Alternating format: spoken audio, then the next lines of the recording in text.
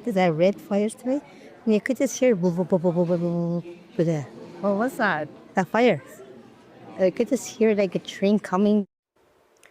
This is the wall of flame that approached Fort Providence, Northwest Territories over the weekend.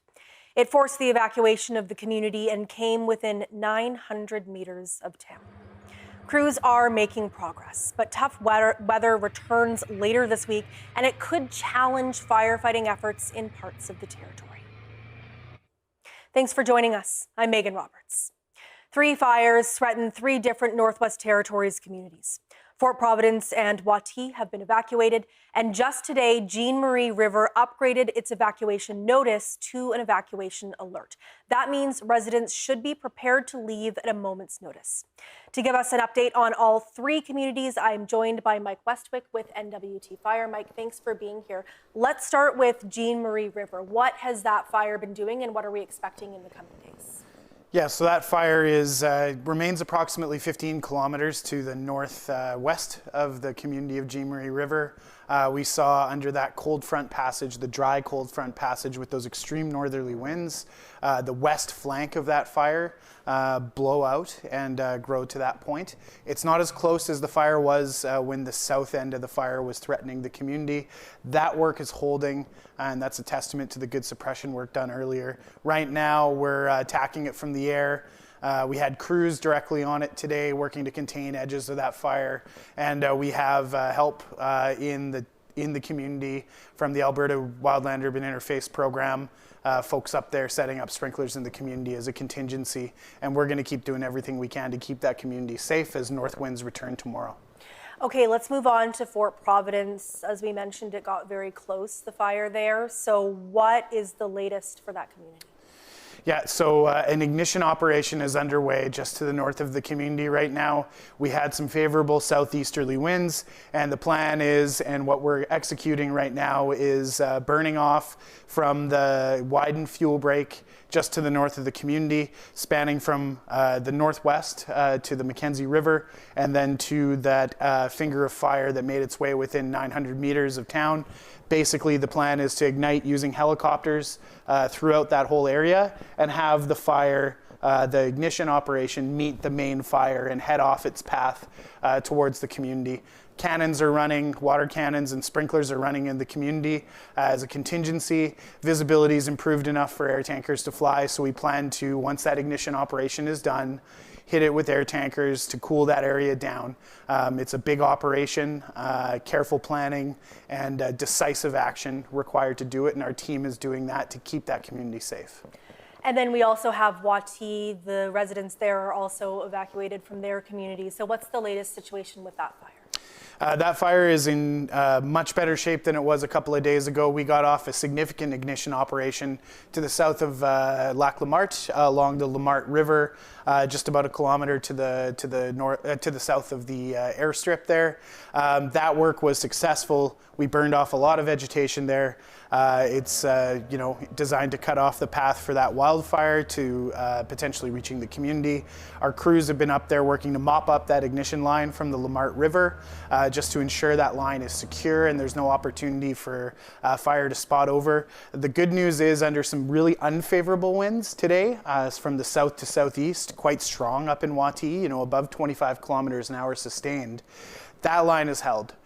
So that's a good sign. We've got work to do to make that community safe again, but it was a big step for us to take forward in the operation and protecting Wati there. So it sounds like there's been some good progress this week on multiple fronts. What are we looking at for the rest of the week in terms of fire behavior and weather? Tomorrow's going to be a pretty critical day. We've got to switch to northerly winds, and that's important for both the Fort Providence fire and the Jean Marie River fire, FS014 in that case, SS014 for Fort Providence. Basically what we do expect to see tomorrow on FS014 towards Jean Marie River is some growth to the south. That we do under those winds, which are about 20 kilometers an hour, could see gusts up to 40 kilometers an hour. Now that fire is not approaching from due north of the community.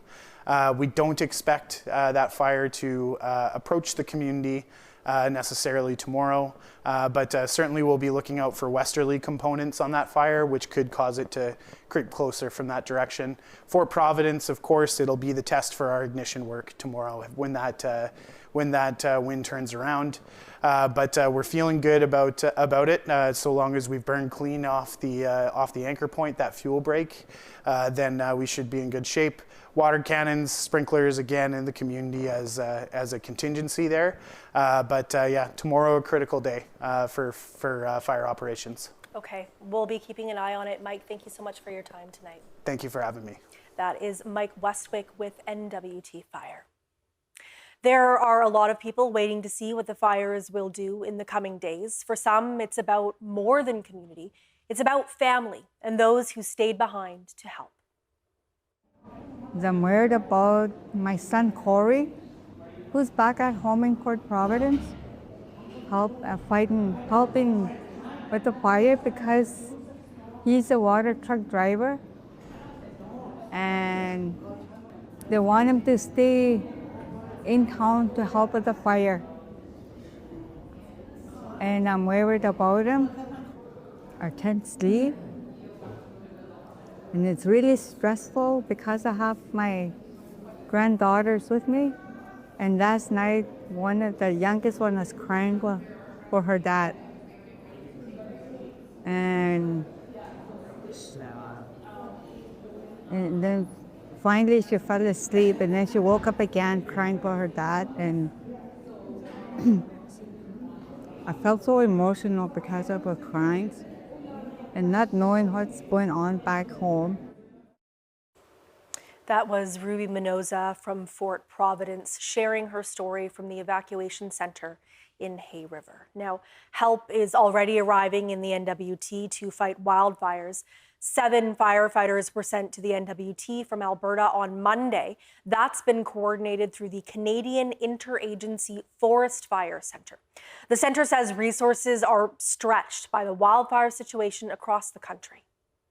So, well, currently we are at National Preparedness Level 4, which means that some provinces are struggling and that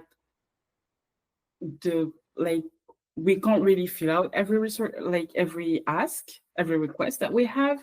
We try and do our best, but we're kind of stretched right now. Alberta isn't the only place sending help to the NWT. This is the Skookum unit crew from Yukon First Nations Wildfire. All 20 members of this team will help on the Fort Providence fire. They will start work later this week and stay until September 20th. And we wanted to let viewers know about some fake images of the Fort Providence fire that have been making their way around Facebook. There are some images and videos that appear to be generated by artificial intelligence. Both NWT Fire and the NWT Minister of Municipal and Community Affairs have flagged such videos. Children in the Northwest Territories who have had to evacuate due to wildfires have already had their school year interrupted, and they're not the only ones. Wildfires burning across the country have affected the lives of children as they head back to school. Deanna Sumanak-Johnson has that part of the story. Like all your clothes, your stuffies, your games, your video games are gone. A tough conversation for any parent to have with their child. But on top of that, the school 8-year-old Reese attended, Cabot Academy, was destroyed by the wildfires. He's really upset because that was his school, that he had his friends there. The start of the school year, a key component of a healthy childhood, is another casualty of Canada's devastating wildfires. Even if school buildings are still standing, the effects of the fires can be felt. We're hearing from members across the country that the schools are still having a difficult time contacting families who had evacuated at some point over the summer.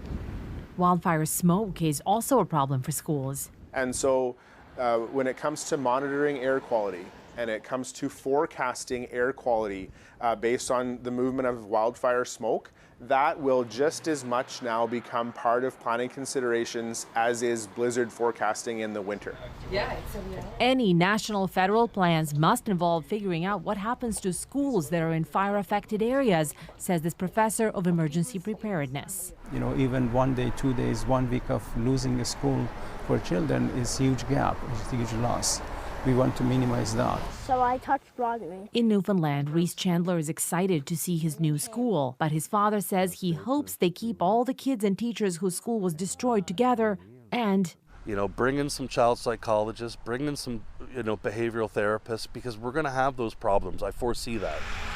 as kids in communities affected by wildfires face the new normal start of the school year that is not normal at all. Deanna Sumanak-Johnson, CBC News, Toronto.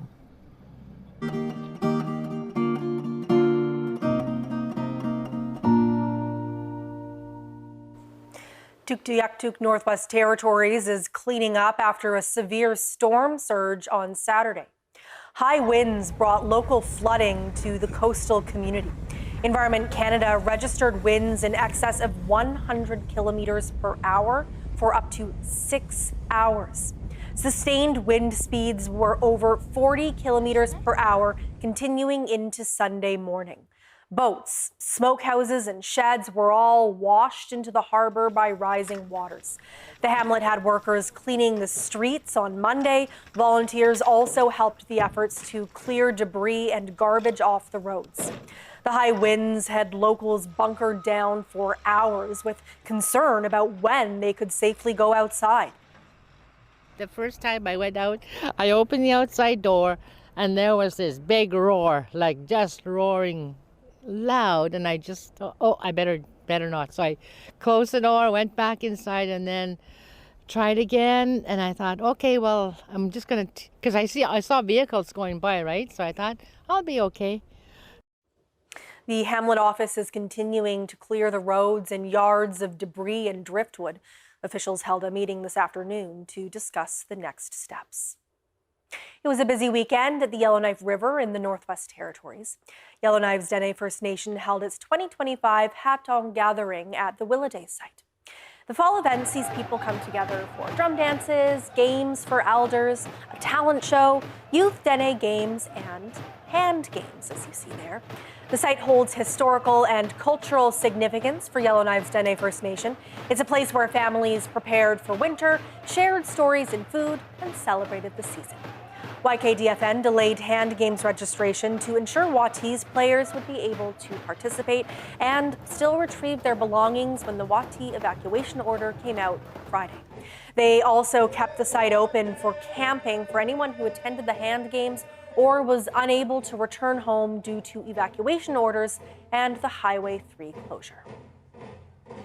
The government of Nunavut says its fishing industry is falling behind compared to other provinces, and more funding is needed to develop the territory's infrastructure. Carl Cardinal tells us more. Minister David Akiagok spoke at the Canadian Council of Fisheries and Aquaculture annual meeting. He says Nunavut's fishing sector is still relatively young compared to other provinces, and it needs investment to grow. He also says meetings like this are key opportunities for the territory to push for funding. We need to build a lot of infrastructure. With the ports and docks that are coming, I'm seeing more progression on that, and that's going to help a lot of people start getting into the fishing industry.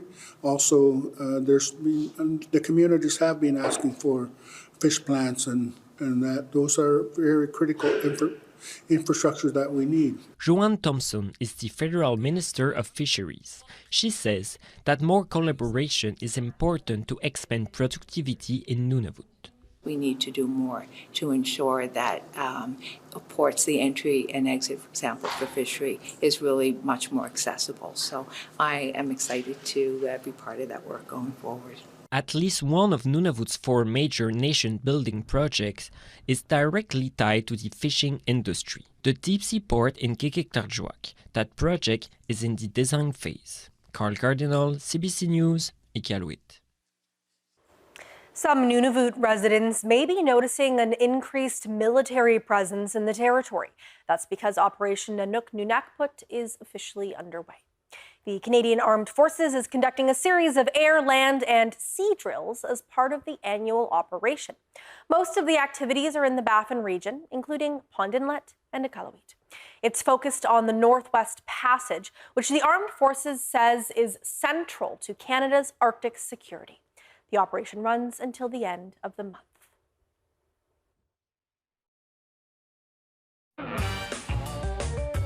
The future is everything.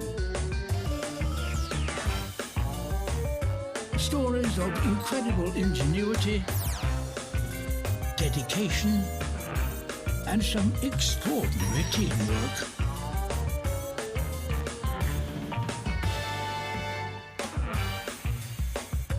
This is parenthood.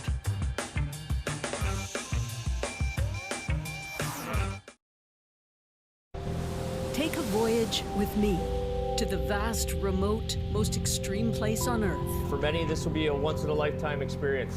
Where the effects of climate change are intensifying. The poles are a very rapidly changing place. And geopolitical cracks threaten peace and stability. Do you think there's a security concern? I definitely do. Experience the historic all-Canadian mission. CBC in Antarctica. Watch free on CBC Gem. Want to get the most out of CBC News? Use the app or cbcnews.ca for live breaking news on the stories that matter to you. Whether it's local, national, or around the world, turn to CBC News.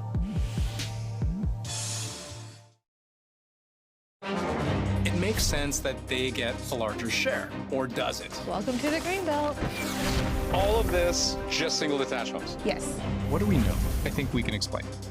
About that with Andrew Chang. Although the NBA currently is flooded with Canadian players, this was not a reality. A new immigration law. This story, it's directly tied to all those families who made a brave choice to come to this country. My favorite word, tariff. How seriously are you taking this threat? It's the uncertainty that's the biggest issue. Canada, we got you. Elbows up!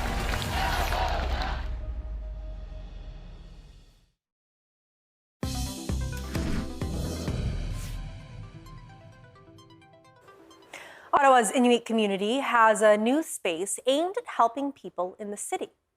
Tuktoyaktuk Inuit, or TI, opened its new community space last Thursday.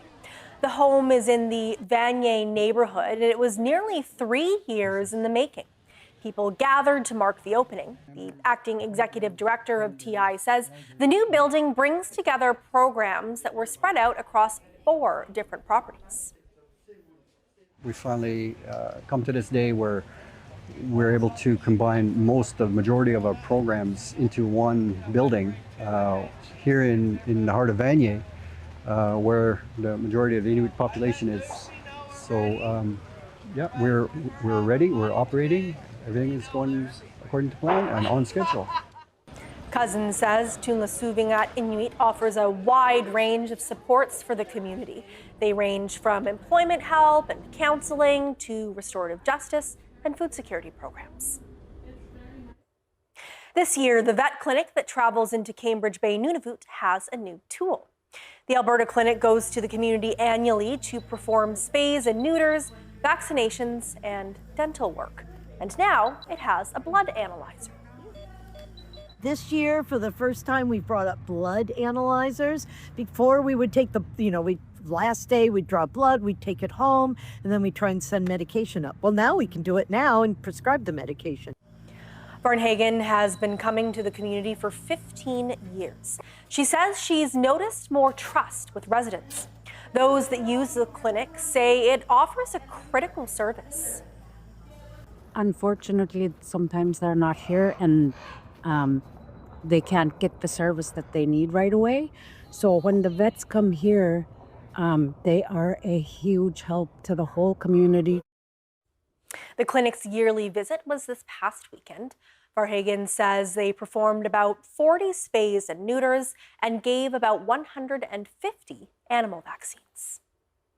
A Yukon theatre company says a recent performance abroad couldn't have been possible without the support of its audience back home.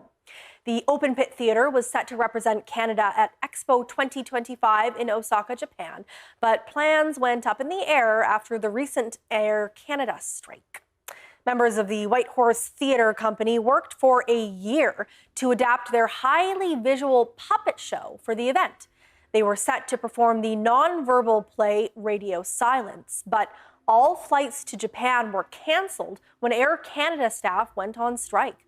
The company was forced to seek other, more expensive options to get the team to Osaka. Open Pit set up a fundraiser to cover the extra cost, and the co-artistic director says they ended up receiving a lot of help from the community.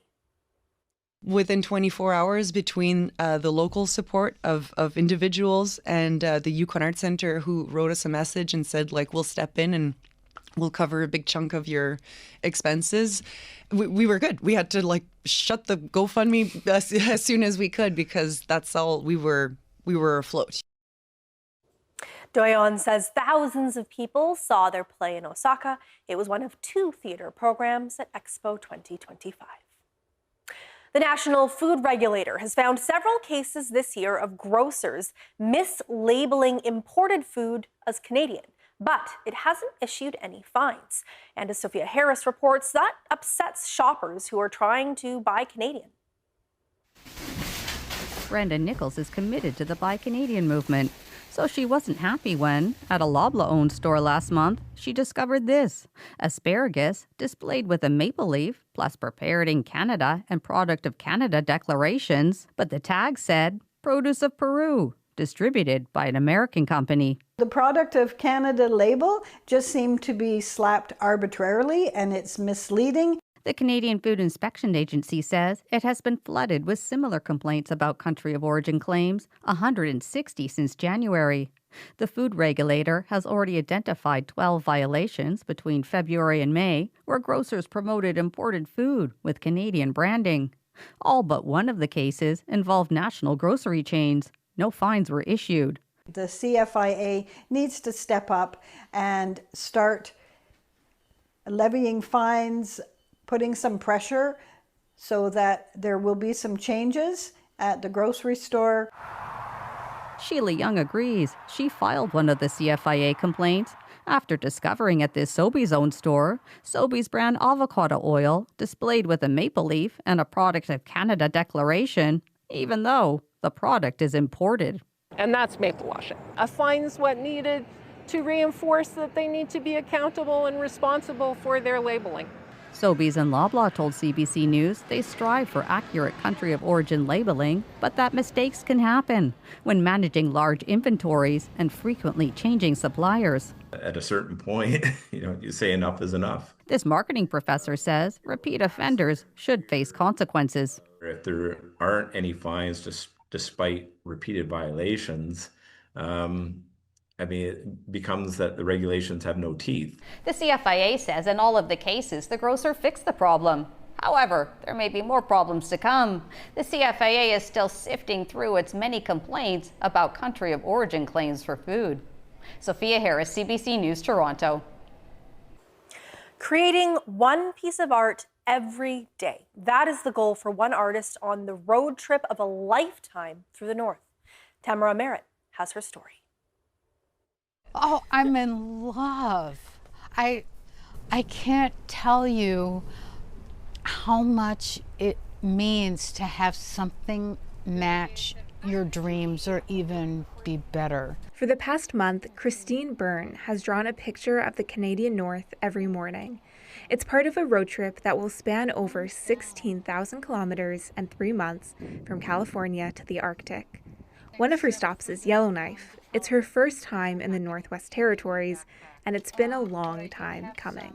When I was young, we lived in Baie-Comeau, Quebec, and I remember learning in school about the Northwest Territories, and I don't know what caught my imagination. Maybe it was the expansiveness, the size of the Northwest Territories, the fact that it was so far up north that just made me want to come. Byrne says these drawings help her capture the North's natural beauty. It's also shaping how she approaches her art. When you look at those little plants in the tundra, that they're just fighting, and then you get a little bit further down and you have the sycamores, and they're just, you know, the permafrost is only 4 inches down and they can't grow tall. They might be 150 years old and be this tall.